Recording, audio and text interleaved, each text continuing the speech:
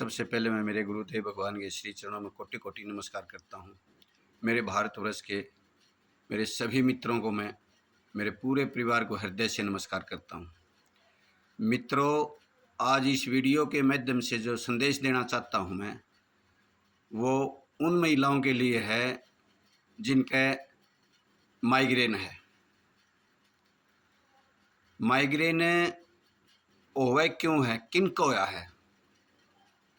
हमने सर्वे में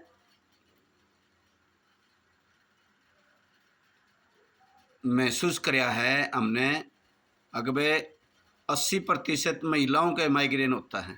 सिर का दर्द, माइग्रेन ये महिलाओं का ज़्यादा होता है।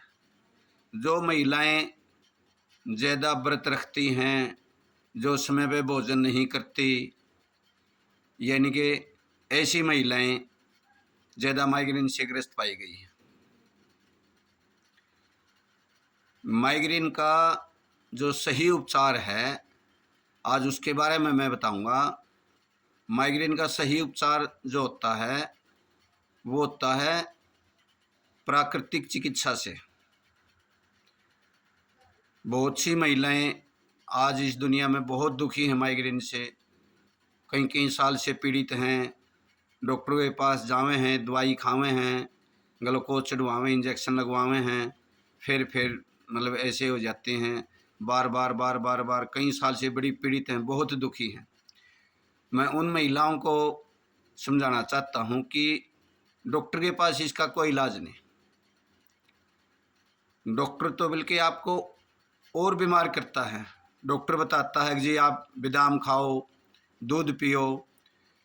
तो मेरे पास बहुत सी महिलाएं आती हैं, जी हम तो बादाम खा कर दी दूध पिया कर दी, बादाम से और भी हमें दर्द हो गया। क्योंकि बादाम कोई खाने की चीज़ नहीं है, ना दूध पीने की चीज़ है। सबसे ज़्यादा विषैला तत्व है बादाम। बादाम से क्या होगा कि शरीर में गर्मी बढ़ेगी, माइंड में गर्मी जाएगी, और दूध से कब्जी बनेगी। गटकर माइंड का एक कनेक्शन होता है। अगर बड़ी आंत में मल खुल कर फ्रेश नहीं होंगे तो वहाँ से गैस बनकर सीधे माइंड में जाएगी। और बादाम गर्म होता है, बादाम तो खाना ही नहीं चाहिए। ये तो एक बीज है, बीज तो खाना ही नहीं चाहिए। और डॉक्टरों ने इसको बड़ा क्यों बनाया है आगे बादाम? क्योंकि ये भारत में तो होता नहीं, ये अमेरिका में पैदा होता है। अमेरिका की हर चीज़ डॉक्टरों की नज़रों में सुपर है। जो अमेरिका में कुछ भी हो जाओ, कितना ही गंद हो जाओ, डॉक्टर अमेरिका की चीज़ को बड़ा अच्छा बताते हैं। क्योंकि वो तो विदेशी एजेंट है नहीं, जो विदेशों की केमिकल बेचते हैं, बस उन्हीं का काम है दवाई बेचना, लोगों को बकाना, दवाई बेचना, ये काम है। माइग्रेन का सही उपचार जो होता है वो होता है प्राकृतिक चिकित्सा से।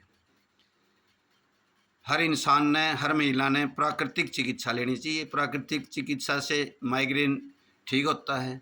उसके बाद प्राकृतिक चिकित्सा लेने के बाद 56 भोग लेना चाहिए।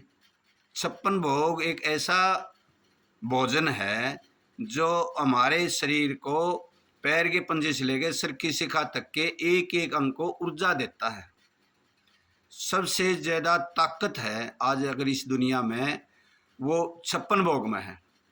और 56 भोग क्या है वो मैं समझा देता हूँ आपको।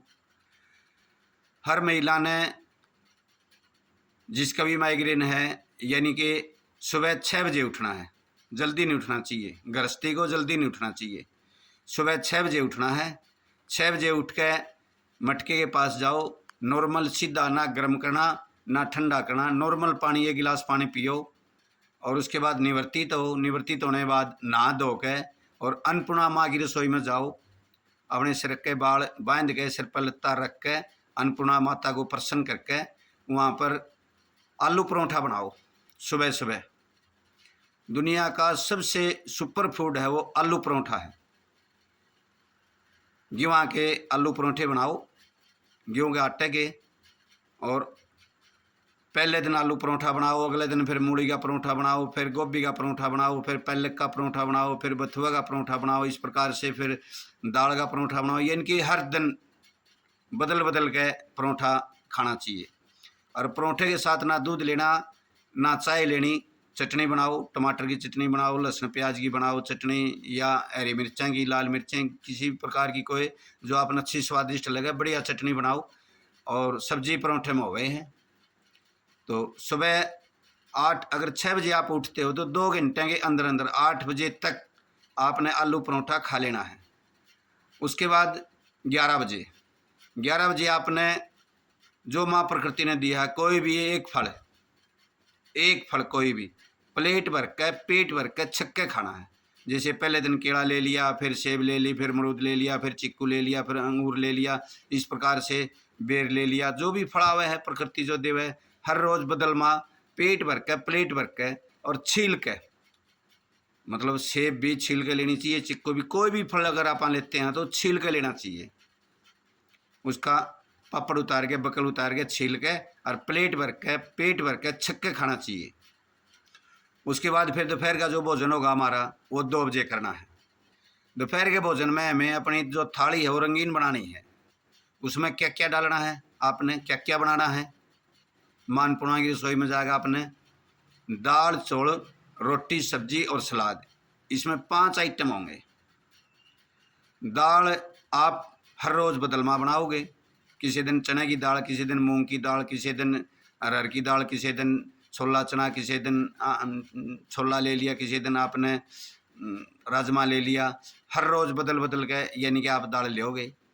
और सब्जी भी इसी प्रकार से, आलू की सब्जी कोई सब्जी नहीं होती है कि आलू नहीं बनाना चाहिए।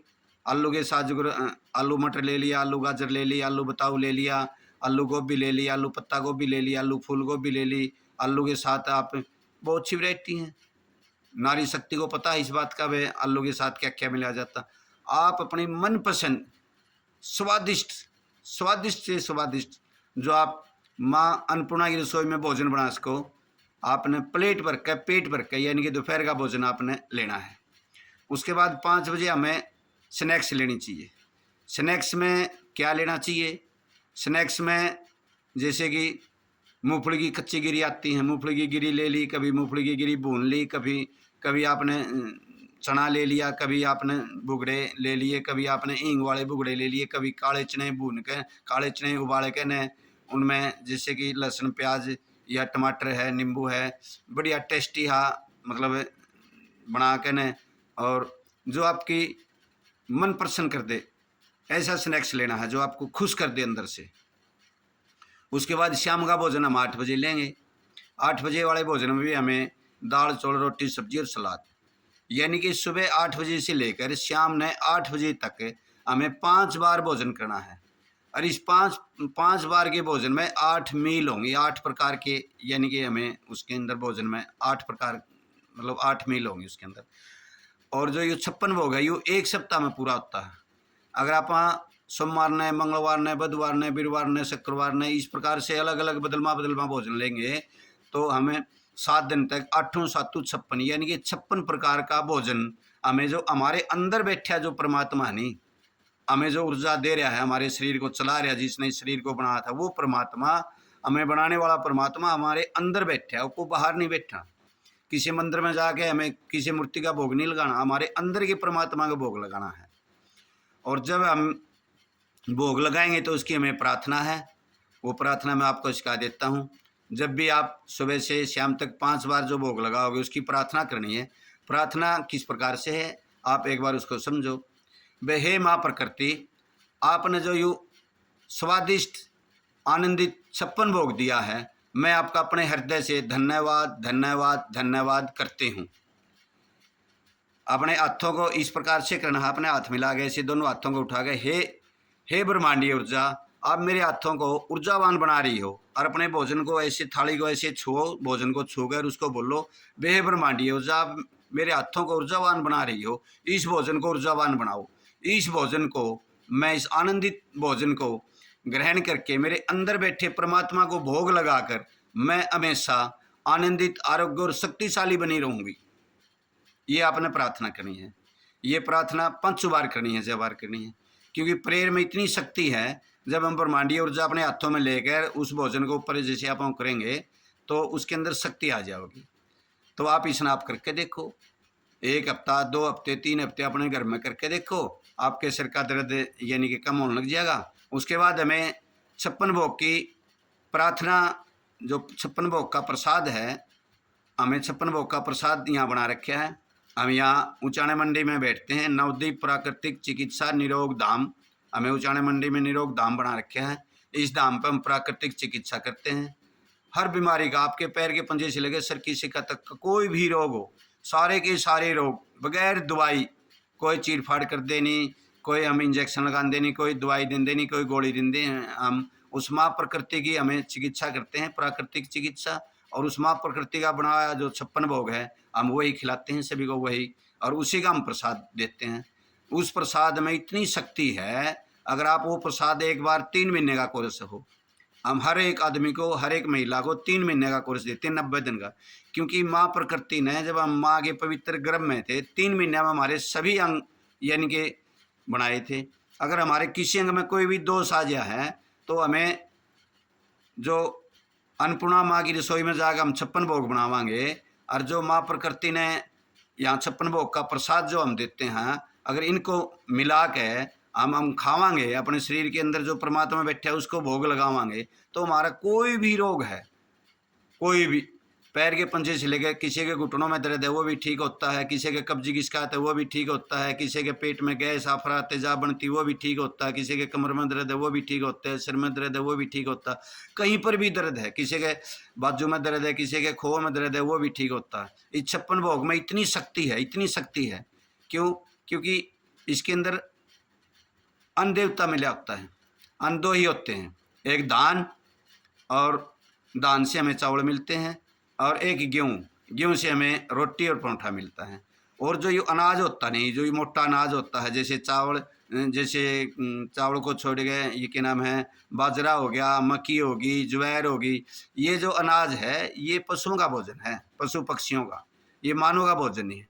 लेकिन हम भ्रमित था, पता नहीं किसने बका दिए, भाई हमें ये खाना चाहिए, भाई बाजरा खाना चाहिए, हमें मक्की खानी चाहिए, हमें मतलब ये रागी खानी चाहिए ना, ये नहीं खानी चाहिए। सिर्फ खाने के लिए जो बना है वो चावल और गेहूँ, ये अन्नदेव है, ये है अन्न, और बाकी अनाज नहीं खाना चाहिए। और जब हम 56 जो भोग लगाएंगे, उसके हम कुछ फ्रेज देते हैं, और ये फ्रेज हम तो ये कहते हैं कि हमेशा ही, उसमें क्या नहीं लेना, जैसे दूध और दूध तो बनी चीज़ कुछ दिन बंद हो जाएंगी, जैसे दूध नहीं लेना है, जैसे चाय नहीं लेनी, दूध नहीं लेना है, दही नहीं लेनी है आपने।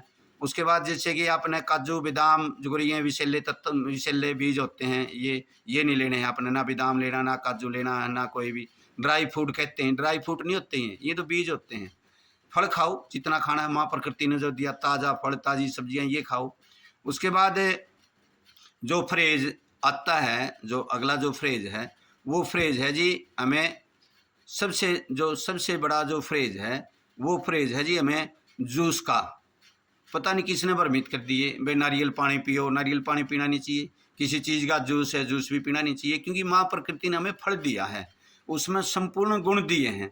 अगर हम किसी चीज़ का, अगर मान लें घी आगा जूस निकाल कर, घी आगा जूस निकाल कर, उसके जो पौष्टिक तत्व वो बाहर फेंक देते हैं, और उसका विष हम ले लेते हैं, ये विषैले तत्व होते हैं उसके अंदर।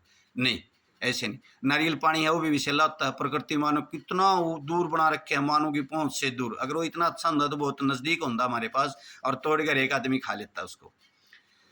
तो जी नारियल पानी भी नहीं पीना चाहिए हमें, और बादाम काजू है जुगरी ये भी नहीं लेनी चाहिए। दूध और दूध तो बनी चीज़ तो हमें, हमारी आंतों के अंदर हजम होती नहीं, गैस बनती है, और फिर कब्जी बनती है, और कब्जी से फिर सड़ता है अंदर बड़ी आंत के अंदर, और वो सड़न हमारी गैस है नहीं, सिद्धि है नहीं, पिट्यूटरी ग्लैंड में, मतलब जो ये हमारे दोनों का नहीं है, जो पिलियन ग्लैंड और पिट्यूटरी ग्लैंड, इन ग्लैंड में यानी कि इतना खुश्की आ जाए, इतनी खुश्की आ जाए, इस खुश्की की वजह से नहीं बहुत ज़्यादा पीड़ा करते हैं। तो इस करके मैं तो सभी मित्रों को और सभी महिलाओं को मैं तो यही समझाता हूँ कि अगर आपके कोई भी बात समझ में नहीं आई, तो हमारा नंबर है 98 96 92 42 22।